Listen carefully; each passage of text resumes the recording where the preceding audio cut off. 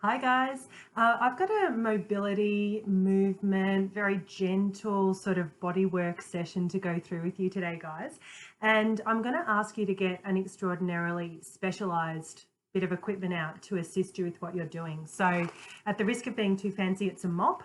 And if you don't have a mop, grab a broom. And if you don't have a broom, grab a stick or a paint roller. I think you get the drift. We just need a long stick type of thing. So take a moment and go grab that, and then we're going to start to do a little bit of mobility work together. So just before we get stuck into it, I'm just going to encourage you to do movements that suit you and suit your body. So we all have very different levels of movement, of mobility, of flexibility, and none of it's a problem. So obviously we hope that the more that we practice and that we start to really give our body the kind attention that it craves in giving it gentle movement and mobility focused work daily or frequently, we would expect our range of motion and our ability to move freely and easily to open up.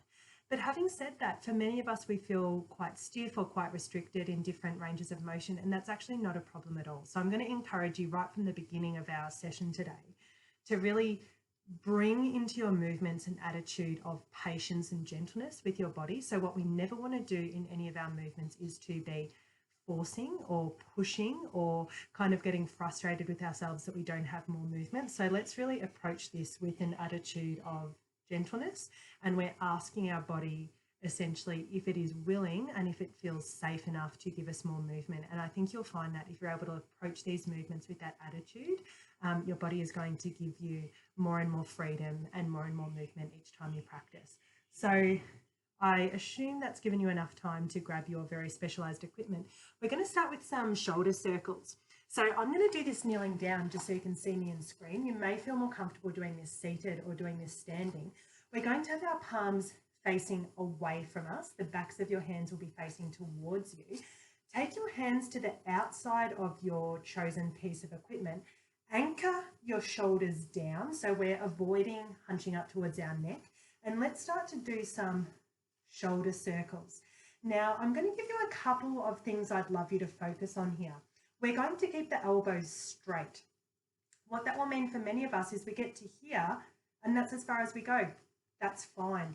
So if you're finding that you're getting to a certain point and the only way for you to keep moving your hands backwards would be to bend the elbows, we actually don't need to do that. So you're just going to keep the shoulders anchored down, keep the elbows straight, work the back of the hands backwards until you find the range that you're comfortable with. Push into a little bit of a stretch without encountering any sharp pain. And that's all you need to do. So don't force it, don't bend the elbows, come into this nice repetitive flossing motion. And if you're finding that you're not moving very far, just be patient with yourself. You'll be really surprised on how quickly this movement pays off. It may or may not be today, but I absolutely guarantee you, if you introduce this very simple movement into your daily practice, you will be completely astounded with how much motion you can open up. And one of the keys with this movement is repetition. So we're actually here for about another 10 repetitions. You're going to be moving at your own pace. So if you don't do exactly 10, absolutely doesn't matter.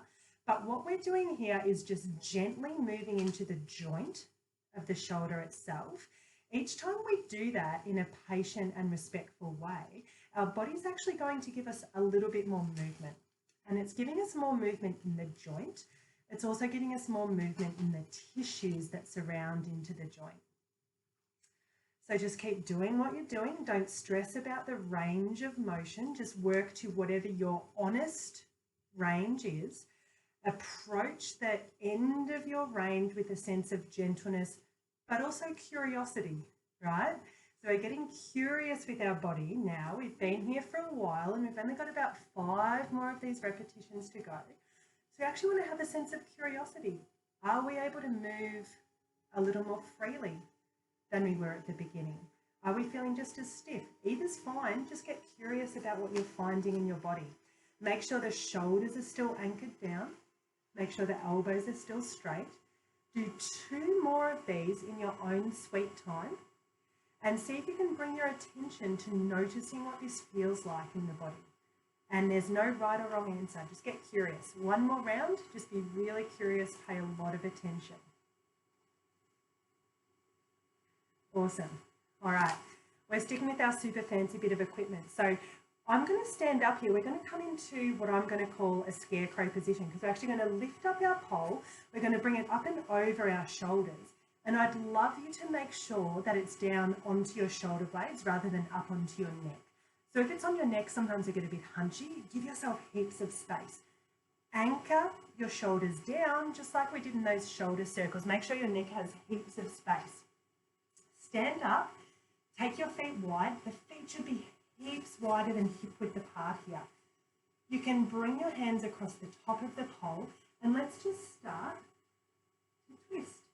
And we're going to see if we can bring that same attitude, that same quality of attention, of curiosity here. It doesn't matter if this feels tight and restricted. And it also doesn't matter if it feels easy and amazing. Let's just get curious and let's start to pay attention about how it feels to move our body in these ways. Now, you might have already noticed that my back heel, so when I'm turning to the left, my right heel is my back heel. My back heel is lifting. We don't want to keep the feet anchored down here because the knees won't be completely impressed with that. So give your feet permission to move. Each time you twist, just see if you can explore what it would feel like to twist a little further each time. We've got 4 more repetitions here, and again, you're doing this in your own sweet time. You might be moving a little faster or a little slower than me, and all of that's completely okay. Just explore what feels good through your body and just give your body time to move in the way it would like to. When you finish and when you're balanced on each side, come back to center. We're going to stay in this scarecrow position here. So we've still got the pole or the broom or whatever it might be anchored behind our shoulder blades. We're allowing that to open us up, so shoulder blades back and down. What we're going to do now is actually put a little bit of a bend into our knees. We're going to stick our hips back and start to fold forwards. It's really important here that we keep a bend in the knees. What we don't want to do is lock our legs out because that's not quite so kind to the ligaments behind our knees. Now, the more deeply the knees are bent, the less of a stretch this places through the hamstrings. If you're feeling that you have space to go further, maybe see if you can just start to float the tailbone up a little bit without completely locking out the knees. And now let's just start to take some really gentle movement. So we're just going to gently sway the upper body from side to side. Don't overthink it. There's no right or wrong way to do this. Just explore what it feels like to lengthen the spine, keep the shoulders back, and gently float into the tailbone. So the tailbone actually heads towards the ceiling. Now you may find that this is plenty and you'd like to stay here. If there's space to go a little further, I'm going to give you the option of adding a twist. So we're still softening the knees, we're still floating the tailbone, we're long through the spine. We might like to twist to one side. Now I'm twisting now to the right-hand side and I'm bending my left knee to do that. Now I'm going to twist to the left and bend the right knee. So I encourage you, if you are exploring the twist, to always bend the knee that you're twisting away from, so the knee that your back and your shoulder blades are pointing towards, and see how it feels to straighten the leg that you're twisting towards and pull that sit bone back. So see how long you can get through the spine. See if you can pull a little more length into the hip bones and into the spine itself and into the low back. We've got one more on each side. Take your time with it. Open up as much as you can at the top. Explore that spaciousness through hips, through shoulders, through spine.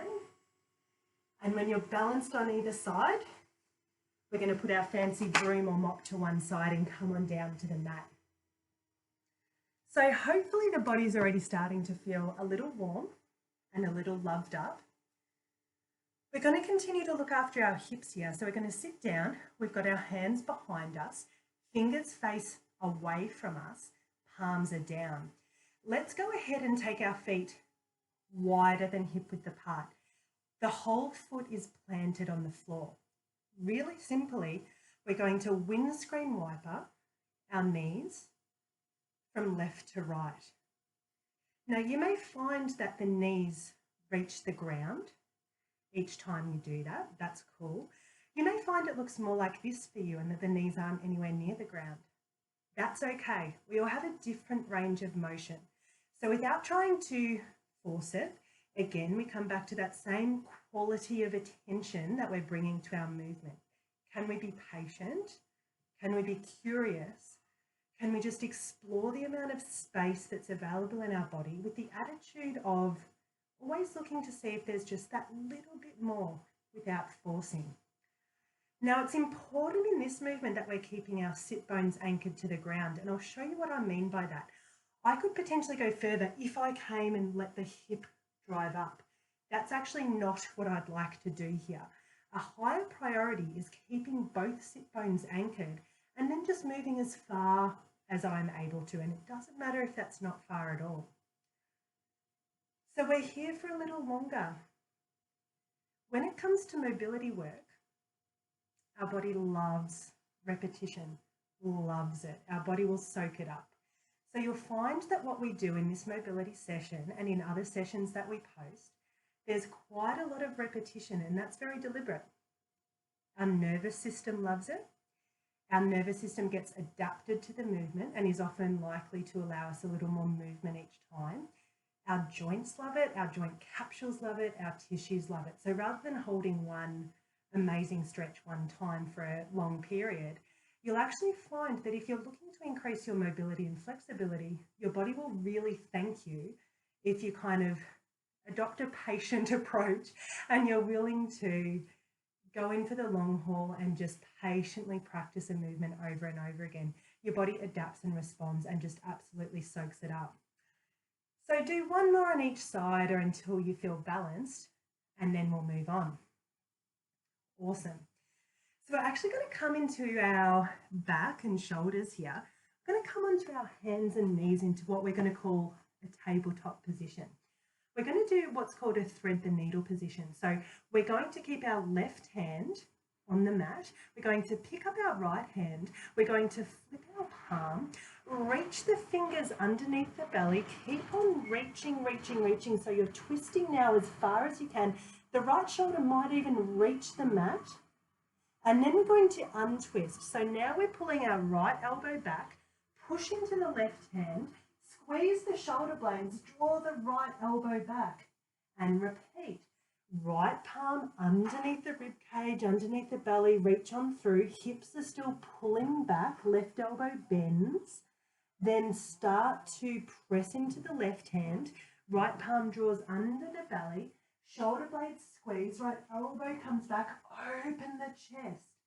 Keep going in your own rhythm.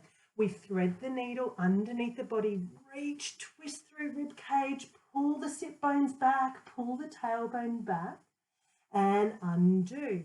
Draw shoulder blades together, squeeze shoulder blades, hips back, squeeze the elbow. 2 more rounds. You're working at your own pace. That might be faster or slower than what I'm doing, and that's awesome. I really encourage you to tune in and listen to your body.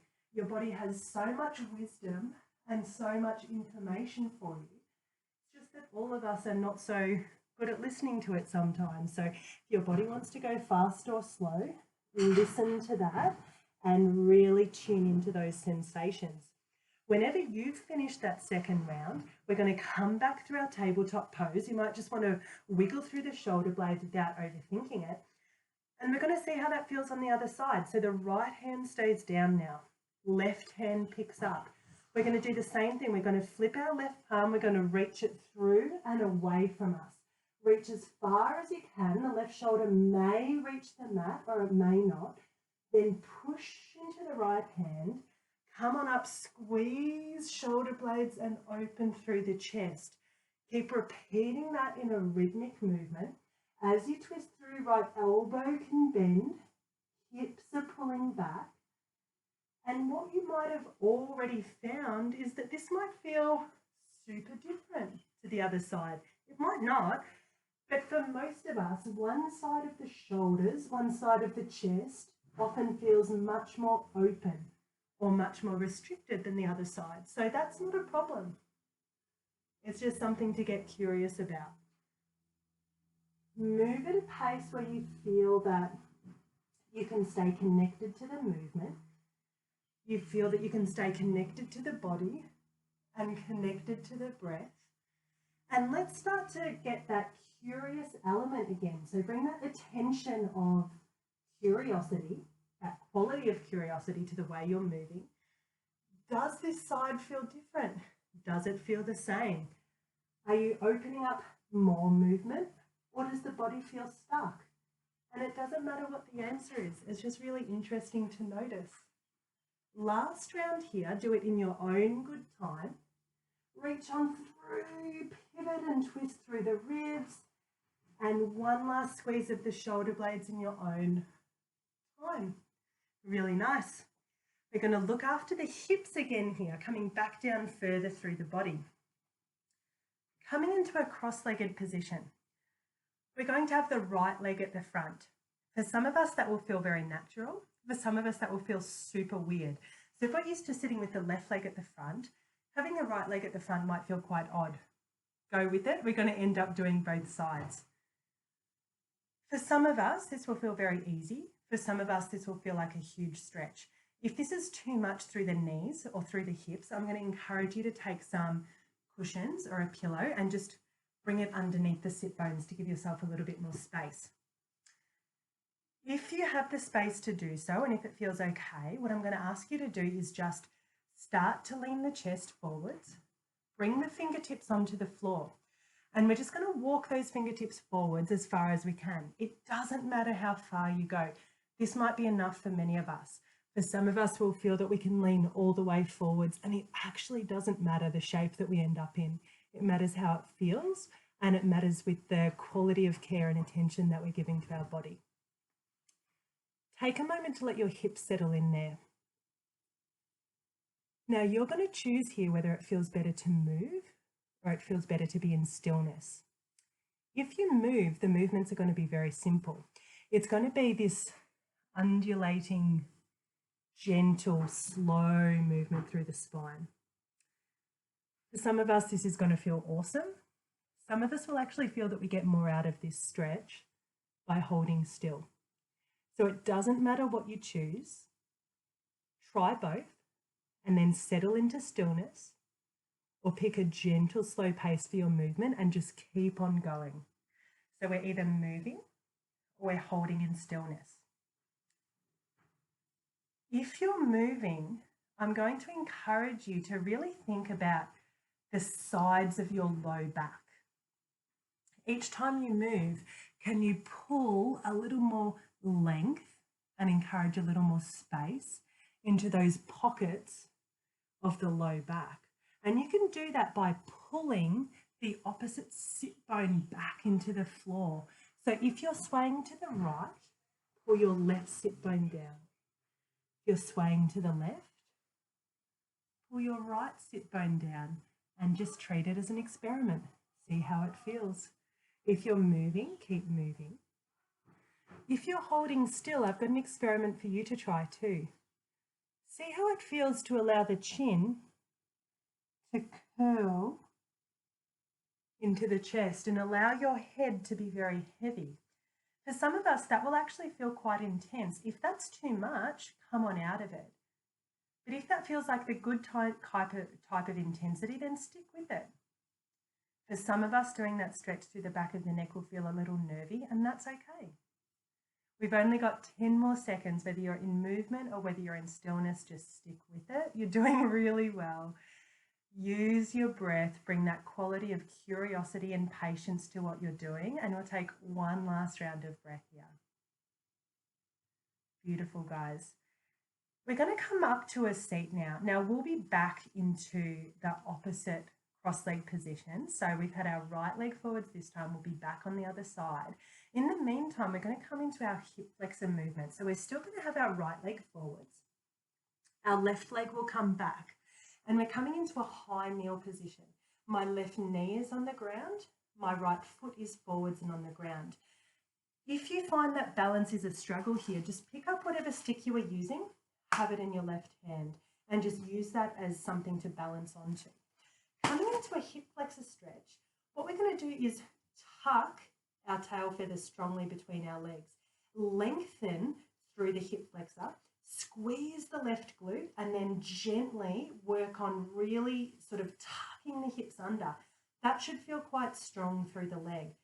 There may be a little more space to press forwards, but what we don't want to do is let the hips untuck and just come here, because this is kind of just a bit of a lazy position. So we're high, hips are under. For many of us, we're exactly where we need to be. If you'd like to add a bit more of a quad stretch, there's the option to kick up the back heel. So if you found that you would like to have a stick with you for balance, now would be the time to move that to your right hand. You don't need it, but if you feel more comfortable with it, go for it. We're going to see how it feels to kick the back foot up and hold on to it. Now, what's probably happened is that some of us have tried that and it was too strong, and that's okay. So you just come back, no harm done. If you'd like an interim measure, we can grab 1 or 2 or 3 or 10 pillows and put it under the foot and see how that feels. I know I've said this a lot today, but let's just get curious. So just see how it feels to lift the foot. See how it feels to have the foot on the mat. See how it feels to have the foot on a pillow. It's not about striving for a particular shape. It's about finding the shape where the body can unwind a little more. Just got a couple more breaths here, so it doesn't matter what variation of the shape you've found. See if you can sink into it a little more. See if the inhale can bring a little more space. See if the exhale can bring a little more softness. And come on out. You might have already psychically guessed what we're doing next. We're going to see how that feels on the other side. And it might feel for many of us super different. Left foot forwards, right knee down. Tuck the tail feather under. And I'll show you what I mean by that. So this is kind of good for Instagram, I guess, but bad for life. So tuck it underneath you. We're long in the low back, we're drawing our core in, we have our pockets tucked underneath us, our tail feather tucked underneath us. That's what's going to give us our hip flexor stretch. Squeeze the right backside as hard as you can. You might have the stick in the right or the left hand if you'd like a bit of balance. Just see how that feels. Resist the urge to come here. This looks kind of cooler and fancier. It's actually a less strong hip flexor stretch. So have the discipline to stay high. And I'm going to give you the option here to explore that deeper quad stretch. You may or may not want to take it. That's fine. If you'd like to explore, maybe we kick the right foot up. Maybe we take the right hand and reach back and hold on to the outside blade of the right foot. If you do that, make sure you haven't come here. If the only way that you can hold the foot is by collapsing the chest forwards, that's your body telling you that you can't hold the foot, and that's totally fine. So if that's your situation, either bring the foot down, try a pillow, try 2 pillows, 3 pillows, just see how it feels, and then sink into it. We're still squeezing the right glute. We're still tucking the tail feather under. Each inhale gives us a little more space where we need it. Each exhale might help us soften something. We've got a couple more rounds of breath here. Maybe your body is willing to give you a little more space now that you know you're nearly there.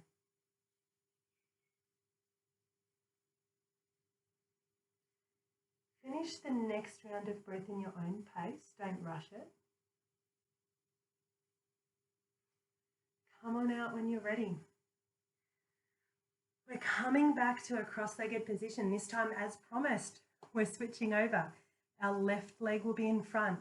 Our right heel will pull more deeply into the groin. So for some of us, this will feel easier than the other way around. For some of us, this will feel super weird. Again, I encourage you that if this feels too strong, particularly in the knees, we're actually going to give ourselves the option of sitting on 1 or 2 or 3 or 12 or 17 cushions. So bring the hips up and you'll find that that decreases the intensity if you need it.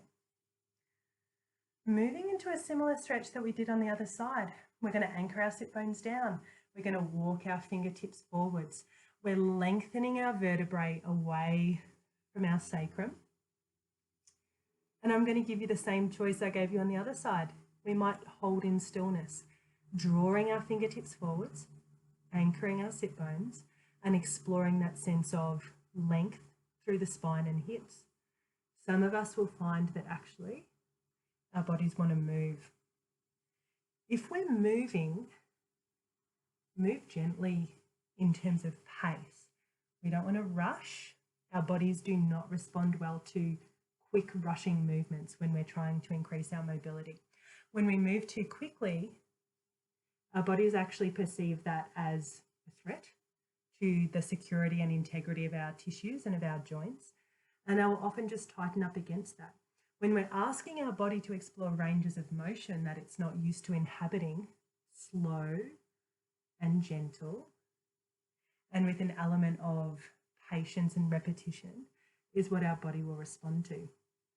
Now, if you're moving, think about that same pull, that same sense of lengthening through the back pockets of the low back. So when you go left, anchor the right sit bone down. When you go right, anchor left sit bone down. If you're in stillness, same option as the other side. See what it feels like to curl the chin into the chest and draw the head down. For some of us, we may even like to anchor the elbows, curl the head in, and bring the thumbs to our upper back. They're all just options. We all have different bodies, 7.5 different types of bodies in the world, and you're the only one who lives in yours. So find what works for you, and it will be really different to what works for someone else. We've got about 10 more seconds, either in movement or stillness. So really sort of bring the breath, bring the attention, bring the quality of movement that you'd like to get out of the last breath. And then come on up. Coming back into our windscreen wipers, hands are going to be down on the mat behind us. Fingertips pointing in. Let's take the feet more than hip width apart again. Let's bring the knees from side to side. So this is the same windscreen wiping movement we did before. Just like we did before, we're making sure that our sit bones stay anchored down. And it might be really interesting to notice how this feels after the hip stretches we've done. For some of us, we're going to find a couple of things. We might find that there's more movement, so as in our knees get closer to the floor, or we just feel that we're getting further. And we may also find that the quality of movement is nicer. And when I talk about quality of movement, I mean it might feel smoother, it might feel more accessible, it might feel more free, it might feel more easy, less effort. And if the experience you're having is that this doesn't feel any different, that's also fine, not a problem. Just keep approaching your body with patience and giving it the medicine of movement.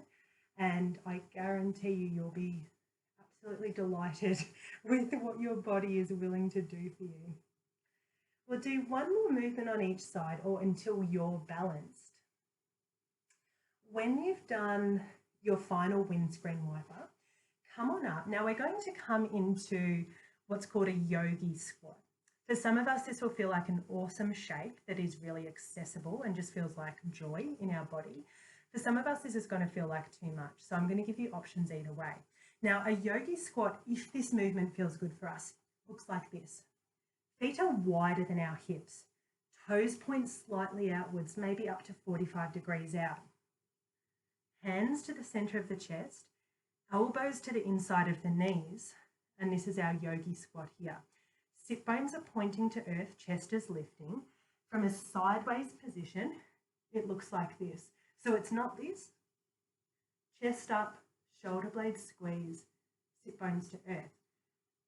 Some of us are going to be loving this. Some of us are going to feel like this is not accessible and it's not a good time for us, and that's okay. So if this is not a good time for you, or if your knees or your hips or your ankles or your back just aren't ready to do this, that's okay. Lift the hips up a lot. Take your feet really wide, maybe twice hip width. Give yourself heaps of space. Toes are still pointing out about 45 degrees. Push the hands into the thighs. We're not on the kneecaps, we're above. And then push the hands outwards. This is called goddess pose in yoga, which is quite fancy of us. And then just start to twist one shoulder down at a time. Give a lot of length through the spine. So if a yogi squat was accessible to you, you're here, and you might like to start to push one elbow at a time into the inner thigh, dropping that shoulder down, pull the sit bones back, lengthen the spine. If this shape wasn't accessible, then you're here. You're still getting the same benefits. We're still lengthening spine. We're still opening up inner thighs. We're still loving up our hips. So it doesn't matter which shape you're in. Really, all that matters is the quality of attention and the quality of movement that you're bringing to this shape. We're here for about another 30 seconds. And now that you know that,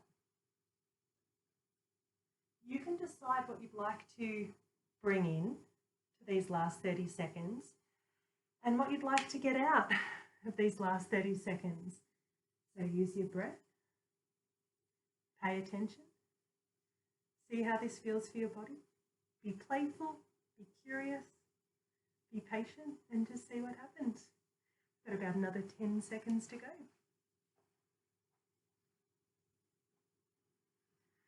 So whichever shape you're in, even yourself up. So do one last movement on each side. And then we're going to come down to sit. And we're finishing off with a shape that I totally love. This is really good for all of the muscles that run down the back of the body. So all the way from the very base of the skull to the soles of the feet. Our nervous systems also totally love this. This is very relaxing. It's all about putting our body into a parasympathetic nervous state, which is all about resting, restoring, relaxing. So that's enough build up. Let's go there. We're going to take our heels away from us, but we're all going to have a bend in the knees. Some of us will have a very big bend. Some of us will have a more subtle bend, and we're going to be adjusting as we go through. What we're going to do is keep our sit bones anchored to the floor. We're all going to give ourselves a mighty hug under the thighs. So for some of us, we might have found that actually this isn't accessible, so I need to bend the knees more. That's what you're going to do. Whatever your knee bend looks like, give yourself a hug. Connect the chest to the thigh. So there's literally contact between the chest and thigh. And then see how it feels to allow the chin to draw to the chest. And it's as if the forehead was going to drop into the pillow of the shins. For some of us, that will literally happen today. We'll find our forehead cradled on our thigh, or on our shin, sorry. For some of us, that will feel like there's a massive gap, and that's okay. If you have a pillow nearby, and if there is a gap, I encourage you to prop up. It might be one pillow, it might be two, it might be 10, doesn't matter. It's my cat theme. Give yourself a pillow if you need it. Drop down and then relax. There's nothing left to do in this practice apart from soak up any last spaciousness and softness and sweetness that you can from this shape.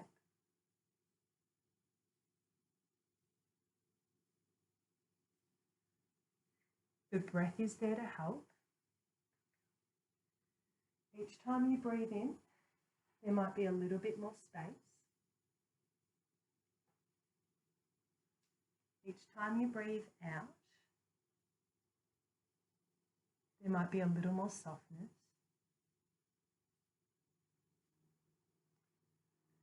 If there's an intensity of sensation through the back of the legs, through the hips, through the back, through the neck,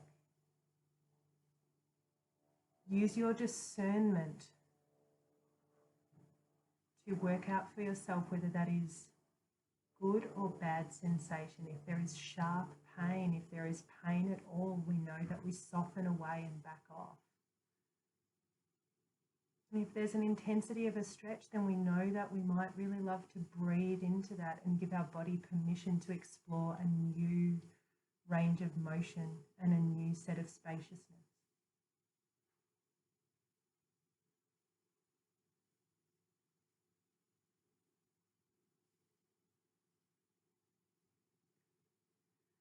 So I have my lovely housemate Athene, the cat in the background. And I'm going to use her as an example. We have 4 more breaths here, and I encourage you to bring into these breaths the sense of luxuriousness and relaxedness of a cat in the sunshine, which is exactly what Athene is demonstrating for us. So be as languid and as spacious as my little buddy Athene.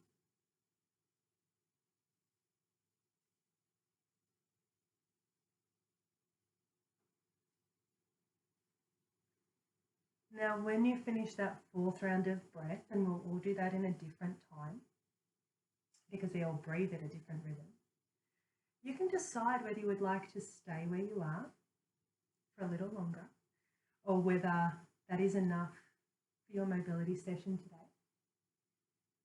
If you feel that your body would like a little more, you can stay in this shape for longer. You could also very softly lay down on your back and give yourself the gift of a couple of minutes of complete stillness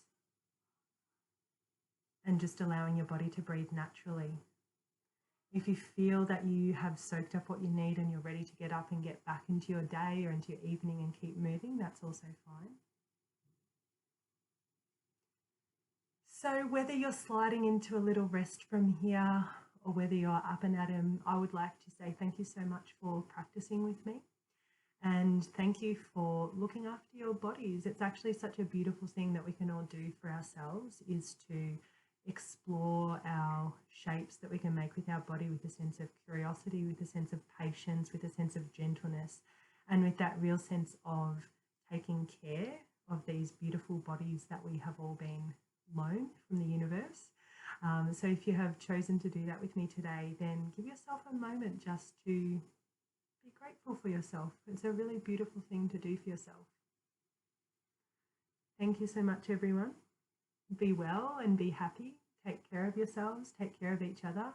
And as always, feel free to give me any feedback, make any requests, let me know what you need, let me know how you're going. Thank you so much.